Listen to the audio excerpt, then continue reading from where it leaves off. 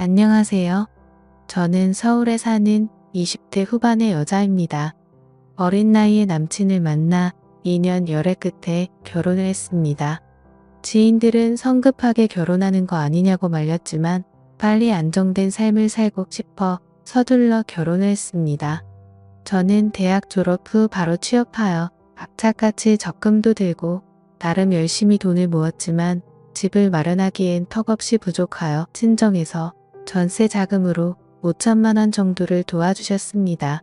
부모님께 손을 벌려 죄송하면서도 감사했죠. 저희 집과 달리 시댁에서는 도움을 주지 않으셨고 남편과 대출을 받아 가까스로 전셋집을 마련할 수 있었습니다. 어느 날 저 혼자 집에 있던 날이었습니다. 시어머님께서 집으로 오라고 연락을 하여 홀로 가게 되었죠. 갑작스럽게 방문한 시댁에서 예상치 못한 시어머니의 요구에 저는 당황했습니다. 내용을 들어보니 어머님은 제가 월급을 받으면 본인에게 맡기라고 하시는 겁니다. 이게 무슨 소리인가 의아해하는 표정을 지었고 제 표정을 보신 어머님이 하시는 말에 따르면 남편도 직장 생활을 시작해서 본인이 관리해준 덕에 결혼을 할 수 있었다는 말씀을 하시더라고요. 저는 스스로 재택했는데 제 상식선에서 이해가 되지 않아 힘들 것 같다고 말했습니다. 그랬더니 되레 본인을 못 믿냐며 기분 나쁘다고 말씀하시더라고요. 솔직히 같이 거주하는 것도 아니고 시어머님한테 월급 맡기는 며느리가 몇이나 되겠습니까? 만약 어머님 말대로 따른다면 매번 돈을 타서 쓰는 것도 말이 안 된다고 생각했습니다. 어머님은 저의 거절 의사에 불쾌해하셨고 그날 이후 계속해서 별일도 아닌 일에 딴지를 걸기 시작했습니다. 어버이날 선물로 준비한 스카프를 보시더니 이건 지나가는 게도 안 하겠다. 보는 눈이 왜 이렇게 촌스럽니? 완전 시골 노인네 패션이네 하셨고 나름 요리 솜씨를 발휘해 음식을 대접했을 때는 이게 사람 먹으라고 만든 거니 네 맛도 내 맛도 아니 음식을 가져오면 어떡하니? 쓰레기 봉투 값이 더 들겠다. 라며 온갖 트집을 잡았습니다. 저런 말을 들었을 때 너무 당황하여 아무 말도 하지 못하였습니다. 저를 지나가는 남보다 못하게 대하는 어머니 때문에 시댁에 가고 싶지 않았습니다. 옆에서 본 남편은 그만하라고 어머니를 나무랐고 그럴 때면 어머님은 오히려 기세등등한 태도로 저에게 더 모신 말들을 퍼부었습니다. 어느 날은 저희 집으로 연락도 없이 방문해 대뜸 주방으로 가서 냉장고를 열어보시더니 너는 살림한다는 애가 이게 뭐니? 냉장고 정리를 하고 살긴 하는 거니? 먹을 거라곤 김치 쪼가리 뿐이구나 하며 잔소리와 함께 냉장고에 있던 반찬통들을 바닥으로 던지기 시작했습니다. 어머니의 몰상식한 태도에 저는 멈춰달라고 말씀드려도 듣지 않는 태도에 화가 나서 솔직히 저도 살림만 하는 주부 아니고요. 밖에서 일도 하는 사람이에요. 남편이랑 동등하게 일하고 오는데 살림까지 완벽하게 바라시는 건 욕심 아니세요? 하고 말했습니다. 어머님은 어디서 말대답이야? 너네 친정에서는 시어머니한테 그 따위로 말대답하라고 가르쳤니? 가정교육을 어떻게 받은 거야? 여자가 결혼을 했으면 당연히 살림도 신경 써서 해야지 하며 고리타분한 이야기를 시작하셨습니다. 무식한 사람이라 대화가 안 통했고 너무 짜증나 대답도 안 했더니 너 우리 아들 월급 친정 가져다 주니? 집안 꼴도 거지 꼴이고 나는 너가 대체 그 돈들을 얻다가 쓰는지 도통 모르겠다고 저에게 따지듯이 말씀하셨습니다. 어이가 없어 어머님을 보며 친정이 저희 집보다 더 잘 살아요. 쓸데없는 이야기 하시려고 연락도 없이 오신 거예요? 물었습니다. 듣고 있던 어머님은 내 아들 집에 맘대로 올 수도 있지. 이게 너만 사는 집이니? 그리고 살림이 꼴 날 줄 알고 니네 월급 나한테 주라고 했던 거야? 그럼 내가 와서 집도 정리해주고 너네도 얼마나 좋니? 라며 아무렇지 않게 말하시더라고요. 그동안 저한테 모질게 했던 이유가 맡기지 않은 월급 때문이란 거 알게 되었죠. 이야기가 끝나지 않으면 안 가실 것 같아 우선 남편과 상의해보겠다고 말씀드리고 그만 가시라고 인사했습니다. 저는 남편이 오기만을 기다렸고 오자마자 오늘 있었던 일을 이야기했습니다. 남편은 오히려 아무렇지 않게 엄마가 그렇게 하라고 했으면 그렇게 해 집안일 해주고 하면 우리도 편하고 좋지라고 대답하더군요. 결혼하면 부모로부터 독립하는 건데 이건 잘못된 행동이라 반박했고 남편은 기나긴 논쟁 끝에 저의 의견을 따르기로 했습니다.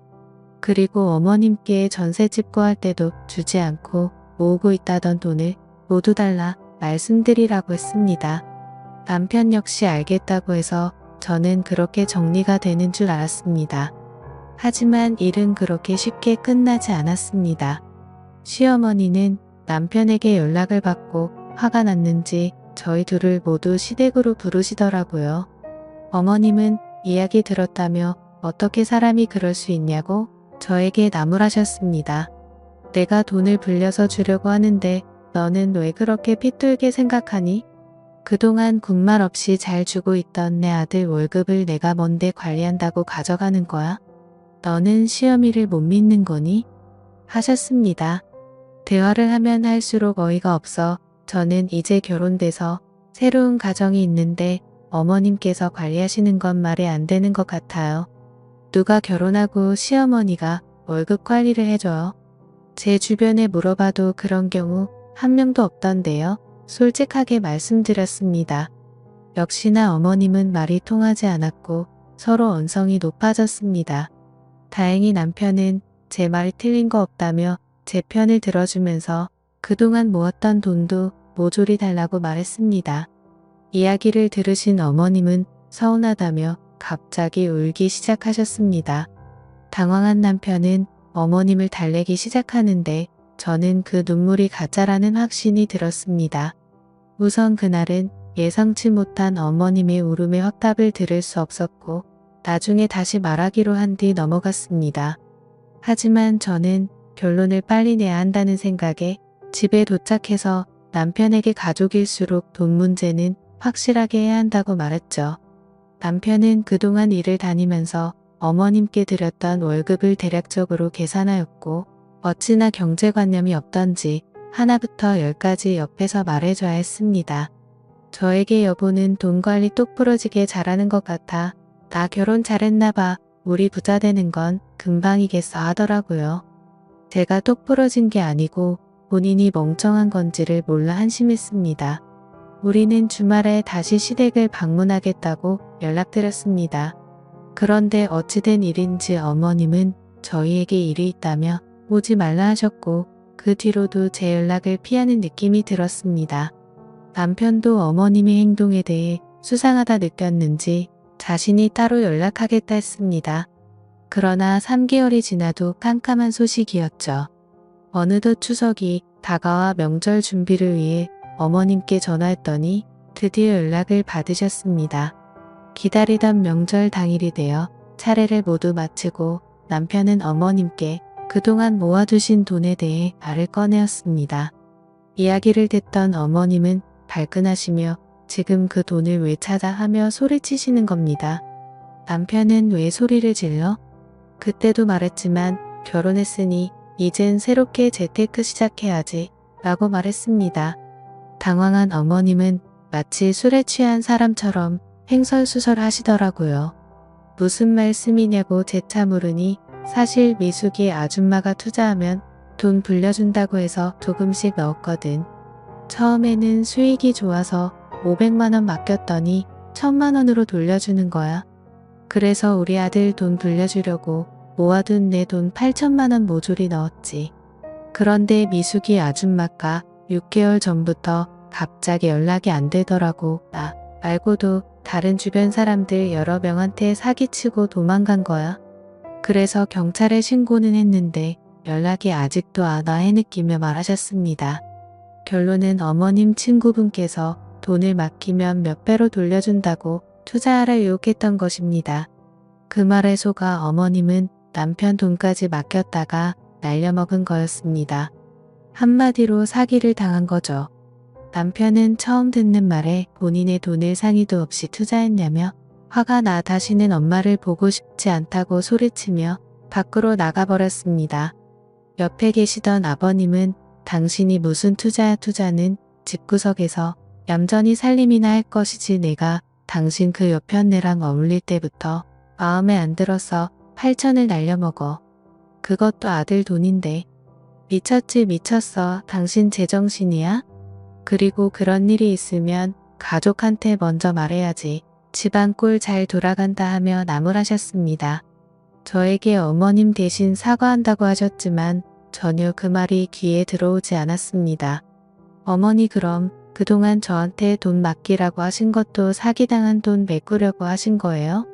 이렇게 금방 들통날 행동을 왜 하셨어요? 그때 어머니 제안 거절했다는 이유로 한동안 말도 안 되는 걸로 트집 잡고 돈 안 맡긴다니까 말 대답한다면서 저희 친정 욕하시더니 어디 입이 있으면 말씀해보세요. 저한테 미안하지도 않으세요? 모질게 대했던 모습이 생각나 어이가 없어 그동안 쌓였던 감정을 쏟아냈습니다. 저는 할 말 다 해버리고 남편도 없는 자리에 있을 이유가 없어 황급히 나와버렸죠. 집에 와서 남편과 이야기하는데 엄마가 왜 그렇게 월급날만 되면 돈 보내라고 재촉했는지 알겠어요.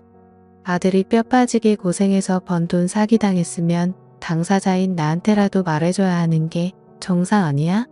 사기를 당해놓고선 미안한 기색은 하나도 없고 돈 재촉만 하더니만 내 엄마지만 이해가 안 가. 그래서 당신한테도 월급 자기가 맡아준다고 했나봐.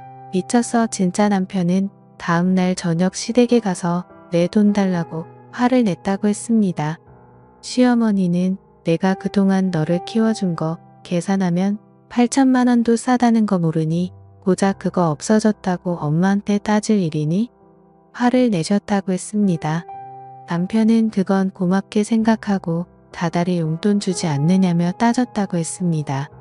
오히려 화가 난 시어머니는 다음 달 내로 돈 줄 테니 앞으로 집에 오지 말라고 하면서 남편을 내쫓았다고 했습니다.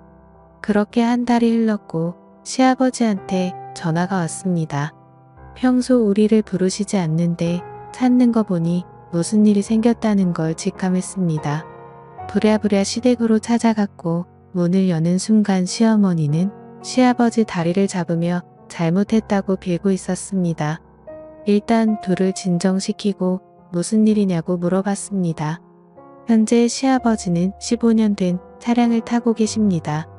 몇십 년 동안 고생하시며 집안을 일으키셨기에 남은 노후를 즐기기 위해 몇 달 전 차량을 계약했었습니다. 기다리던 새 차가 나온다는 소식에 잔금을 치르기 위해 이체를 하라고 하니 잔액이 부족하다고 떴다고 하시더라고요. 시아버지는 당장 은행으로 달려가 따졌으나 전산을 확인하니 익숙한 이름으로 돈이 송금됐다는 걸 확인했다고 하셨습니다. 이름을 곰곰이 생각해보니 시어머니의 지인인 걸 알아채신 뒤 집으로 돌아와 지금 이 상황이 됐다고 하셨습니다. 시어머니는 8천만 원을 메꾸기 위해 평소 어울리시는 이상한 아줌마한테 그 돈을 몰래 투자했다고 울면서 말하셨고 자신의 전화를 받지 않는다고 무릎을 꿇고 빌었습니다. 너무 화가 난 시아버지는 시어머니를 놔두고 나가버리셨습니다. 남편도 다시는 엄마 얼굴 꼴도 보기 싫어하면서 연을 끊고 살겠다고 했습니다. 이미 없어진 돈 어쩌겠습니까? 돈이야 다시 모으면 되고 시아버지는 대신 사과하시면서 저를 볼 면목이 없다고 미안해 하셨습니다. 다음날 통장으로 8천만 원이 들어왔습니다. 시아버지께서 보내주셨고 우리는 다시 시아버지께 돌려드렸습니다. 시어머니는 집에서 내쫓긴 뒤 여동생 집에 얹혀 살면서 5년의 일을 하시며 매달 미안하다는 편지와 함께 돈을 보내주고 계십니다. 시어머니를 다시 볼지는 우리가 결정할 게 아니라 아버님이 결정하실 문제이기에 하루하루 매일 행복하게 살고 있습니다. 오늘의 사연은 여기까지입니다. 긴 사연 끝까지 들어주셔서 감사합니다.